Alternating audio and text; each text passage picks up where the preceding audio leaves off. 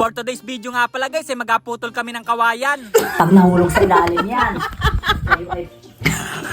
Pagkagising pa lang namin ni Papay, diretso na agad kami dito. Napagplanuhan kasi namin na ubusin na dito yung mga kawayan. Ito yung kinukuhaan natin ng pansahig tsaka pandingding kapag may ginagawa tayo. Pero itong puputulin namin guys, wala kaming paggagamitan. Itutumba lang namin to lahat para hintaying matuyo. Tapos sa oras na matuyo na, kukunin namin para ipanggato. Ang totoo niyan ay sa kasal ko pa talaga to gagamitin. At kung tutuusin nga ay medyo matagal pa. Pero pinagpuputol na namin guys para pag dumating yung araw na yun ay mga tuyo na. Nung marinig ko nga na uubusin na to ay talagang tuwang-tuwa ako. Kasi alam nyo naman na isa to sa pinoproblema natin. Baka nga dito nakatira yung umaatake sa Dreamlock. Kaya kapag nawala to ay medyo mapapanatag na tayo. Nahirapan lang talaga kami sa pagputol kasi sobrang dikit-dikit. Kaya ang discarding ginagawa namin ni Papay, tigkabilaan kami. Ang bala ko din guys, kapag naubos namin tong lahat ay sisigaan ko yung pinakampuno. Nang sa ganun ay makasigurado tayo na aalis sila. Kasi kung puputulin lang namin to ay may mga butas kasi sa bandang ilalim. Kaya kailangan talagang sigaan guys para umabot hanggang doon. Mas pabor to sa atin kasi mas lalawak yung rorondahan ng ating mga ibon. Isa kasi to sa mga nakaharang dun sa ating Dreamlock. Kaya hindi rin sila makadiretso at dumadapo muna sa mga puno. Wala kasing mapaglandingan ng maayos kasi mataas yung mga nakaharang. Kaya kapag naalis to ay mas lalong liliwanag dito. Pero hindi pa kami sigurado kung matatapos namin to ngayong araw. Yung ganito kasing kawayan ay medyo makapal kaya napakatagal putulin. Bukod pa doon may mga gilik na lumilipad na sobrang kati sa katawan. Kaya mayat maya din ang kamot ko tsaka pahinga. Pero hindi naman porsahan itong ginagawa namin. Inuutay-utay lang namin to itumba para matuyo na. Baka kasi sa mga susunod na buwan ay magtag-ulan na. Kaya baka medyo mahirapan tayo sa pangunguha ng panggato. Mas maganda kasing gamitin yung ganito kasi sobrang apoy. Pero tutubo pa rin naman to kahit putulin namin lahat. Kumbaga itong ginagawa namin ay binabawasan lang. Tapos habang nagpuputol kami ng kawayan, yung asawa ko naman ay pumunta sa balon namin. Malapit lang kasi dito yun guys at konting lakad lang. Andito rin sila nanay at nagtatabo ng tubig. Sa sobrang init kasi ng panahon, yung makina namin ay wala nang mahigop. Tapos yung hose ay hindi na umaabot sa pinakang ilalim. Kaya kung minsan ang ginagawa nila nanay ay mano-manong igib na lang. Bali kasama niya dito at katulong yung dalawa kong pinsan. Nagpapalitan na lang sila sa pagkadlos ng tubig. May kalaliman din kasi itong ginawang balon ni tatay. Kaya ang ginagamit ditong pangkuha ay timba na may tali. Kasi kung hindi talaga ganito ang gagawin ay walang makukuha.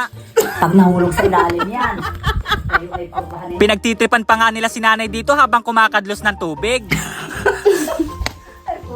Pakunti-kunti na nga lang guys yung nakukuha namin dito. Di lang naman kasi kami ang umiigib dito araw-araw. Madami din kaming nakakasabay kaya halos wala lang natitira. Pero kapag tag-init lang naman kami medyo nahihirapan. Sa ngayon kasi kahit saan naman siguro ay ganito na yung problema. Lahat naman kasi tayo apektado ng tag-init. At wala pa tayong ka-idea kung kailan tumatutuldukan. Kanya-kanyang diskarte na lang talaga para makaipon. Sobrang nakakapagod nga lang pero kailangan. Kagaya na lang netong mga pinsan ko na mano-mano ang pagbitbit papunta sa bahay nila. At pagbalik ng asawa ko ay napakarami na ang naputol namin. Halos nasa kalahati na nga to at pinakang gitna na lang yung natitira. Ang inuuna kasi namin tanggalin ay mga dikit-dikit. Kapag kasi may natanggal ng isa, ibibigay na rin yung iba. Kaya kung pansin nyo, ay patong-patong lahat yung mga pinutol naming kawayan. Dito na rin kami nagpapahinga kapag napapagod. Ang kaso nga lang guys, may isang pangyayari na hindi ko talaga inaasahan. Pagputol ko kasi ng kawayan, hindi ko nakita na matatamaan pala ako. Kaya sa huli, sugat-sugat yung mga daliri natin. Pero magpasalamat pa rin tayo kasi ito lang yung inabot ko. Buti na lang yung hawak-hawak nating itak ay hindi dumiretso sa hita. At dahil sa nangyari na yun, ay tumigil na kami ni Papa. Di ko na kasi talaga kaya magpatuloy pang magputol. Kaya etong mga natira ay baka bukas na lang. Kukunti na lang naman to at kahit mag-isa na lang tayo ay kayang-kaya na. Bye-bye! 2 fingers sa akin!